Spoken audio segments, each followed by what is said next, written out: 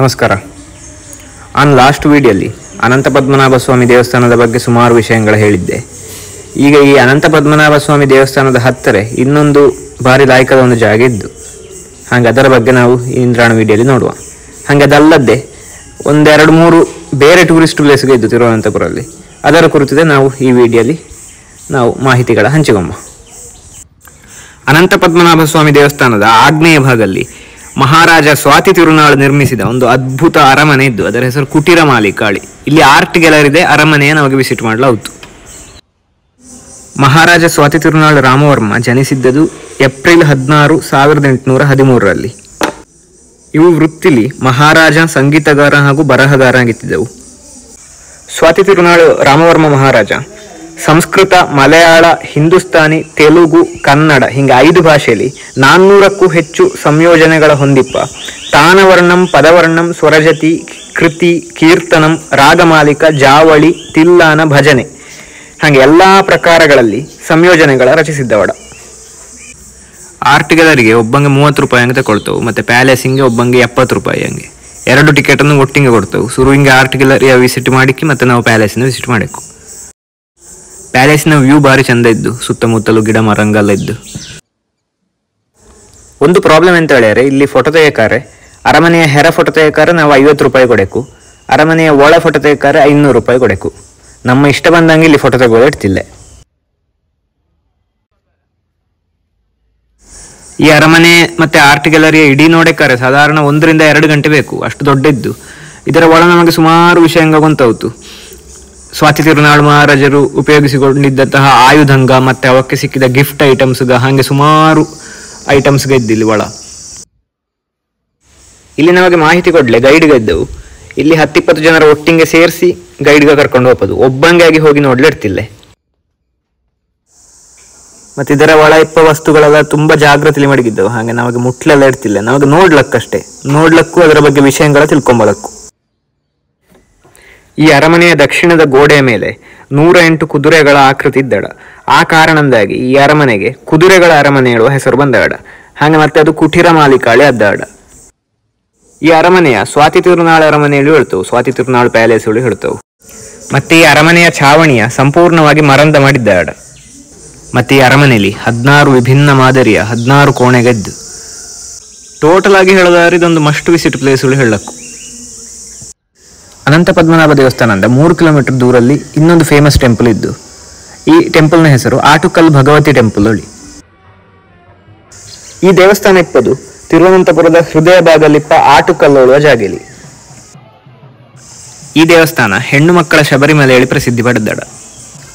ಕಾರಣ ಅಂತ ಹೇಳಿದರೆ, ಪ್ರಪಂಚದಲ್ಲಿ ಅತ್ಯಧಿಕ ಸಂಖ್ಯೆಯಲ್ಲಿ ಹೆಮ್ಮಕ್ಕಳು ಸೇರಿ ಒಲೆ ಹಾಕಿ ಅದರ ಮೇಲೆ ಮಣ್ಣಿನ ಪಾತ್ರ ಮಡಗಿ ಪೊಂಗಲ್ ತಯಾರಿಸ್ತಾವಡ. ಆ ಕಾರಣಕ್ಕೆ ಇದಕ್ಕೆ ಹಾಗೆ ಹೆಸರು ಬಂದದ ನೋಡಿ. ಸಾಧಾರಣ 10 ಕಿಲೋಮೀಟರ್ ವಿಸ್ತೀರ್ಣದಲ್ಲಿ ಹೆಣ್ಣು ಮಕ್ಕ ಒಲೆ ಹಾಕಿ ಪೊಂಗಲ್ ತಯಾರಿಸ್ತಾವಡ.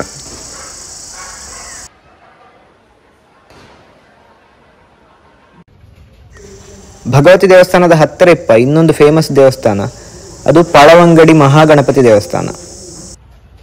ಅತ್ಯಂತ ಕುತೂಹಲಕಾರಿ ಅಂಶ ಅಂತ ಹೇಳಿದರೆ, ಈ ಪಳವಂಗಡಿ ಗಣೇಶ ದೇವಸ್ಥಾನವ ಭಾರತೀಯ ಸೈನ್ಯ ನಿರ್ವಹಿಸುತ್ತಾಡ. ಈ ದೇವಸ್ಥಾನದಲ್ಲಿ ತೆಂಗಿನಕಾಯಿ ಒಡೆಯುವುದು, ವಾಜಿಪಾಡು, ಗಣಪತಿ ಹೋಮ, ಅಪ್ಪ, ಮೋದಕ ಹೀಗೆ ಗಣಪತಿಗೆ ಸಂಬಂಧಿಸಿದ ಹಿಂಗಿಪ್ಪ ಅರ್ಪಣೆಗಳೆಲ್ಲ ಇಲ್ಲಿ ಮಾಡ್ತಾವಡ. ಈ ದೇವಸ್ಥಾನವನ್ನು ನೋಡಿಕ್ಕಿ ಮಧ್ಯಾಹ್ನ ಊಟವ ಅನ್ನಪೂರ್ಣ ಹೋಟ್ಲಲ್ಲಿ ಮಾಡಿದೆ. ಊಟ ತೊಂದರೆಯಲ್ಲೇ ತಾಳು, ಸಾರು, ಸಾಂಬಾರು, ಹಪ್ಪಳ, ಉಪ್ಪಿನಕಾಯಿ ಎಲ್ಲ ಕೊಟ್ಟಿದ್ದೆವು. ತಿರುವನಂತಪುರಲ್ಲಿ ಸೆಕೆ ಕಂಡಬಟ್ಟೆ.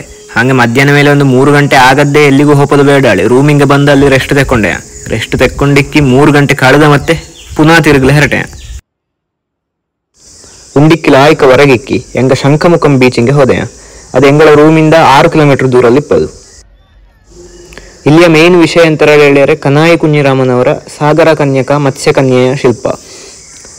ಈ ಪ್ರತಿಮೆ 35 ಮೀಟರಿಂದ ಹೆಚ್ಚು ಉದ್ದ ಇಪ್ಪಂಥದ್ದು.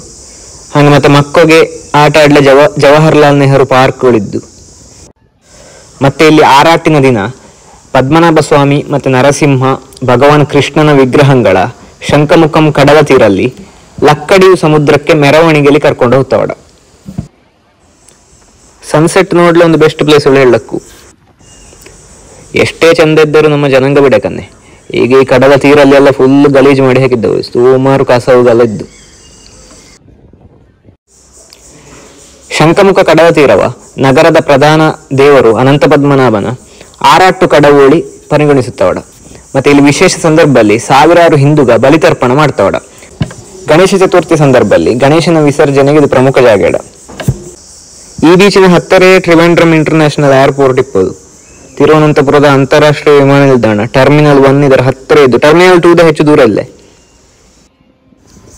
ಟ್ರಿವೆಂಡ್ರಮ್ ಇಲ್ಲಿಪ್ಪ ಫೇಮಸ್ ಪ್ಲೇಸ್ಗೆ ಯಾವ್ದು ಒಳ್ಳೆಯವರೆ ಪೂವರಂ ಐಲ್ಯಾಂಡ್, ಮತ್ತೆ ಮ್ಯಾಜಿಕ್ ಪ್ಲಾನೆಟ್ ಥೀಮ್ ಪಾರ್ಕ್ ಇದ್ದು, ಕೋವಳಂ ಬೀಚ್ ಇದ್ದು, ಮತ್ತೆ ಕೆಲವು ಮಾಲ್ಗಿದ್ದು, ಲೂಲು ಮಾಲ್ ಇದ್ದು, ಟ್ರಾವಂಕೋರ್ ಮಾಲ್ ಇದ್ದು, ಅಳಿಮಲ ಶಿವ ಟೆಂಪಲ್ ಇದ್ದು, ವೇಲಿ ಟೂರಿಸ್ಟ್ ವಿಲೇಜ್ ಇದ್ದು.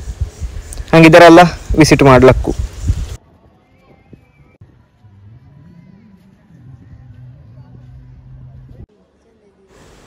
ಬೇರೆ ಬೆಂಗಳೂರು ಡೆಲ್ಲಿ ಏರ್ಪೋರ್ಟಿಂಗ್ ಎಲ್ಲ ಕಂಪೇರ್ ಮಾಡಿದ್ರೆ ತಿರುವನಂತಪುರ ಏರ್ಪೋರ್ಟ್ ತುಂಬಾ ಸಣ್ಣ, ಹಾಗೆ ಇಲ್ಲಿ ಕ್ರೌಡ್ ಇದೆ ಕಮ್ಮಿ, ನಿಂಗೆ ಸಿಕ್ಕಾಬಟ್ಟೆ ಕ್ಯೂ ಇಲ್ಲೆಲ್ಲ ನಿಲ್ಲಕ್ಕಾಗುತ್ತಿಲ್ಲ.